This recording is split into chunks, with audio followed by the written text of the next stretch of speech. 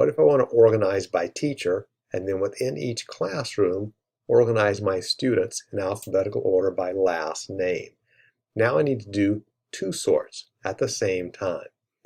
So this is my favorite way to do a sort. I come up here in the corner and click and select everything. Then I go Data, and I'm going to sort the range. And the range that is selected is my entire sheet. I'm going to say it has a header row because that's first name, last name, teacher, grades, and permission. And the minute I do that, it takes those header names and says, all right, what do you want to organize by? I want to organize by teacher.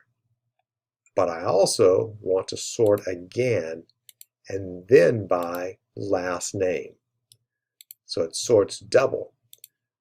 I'm organized by teacher, and within each teacher's name within each classroom, those students are now organized by last name.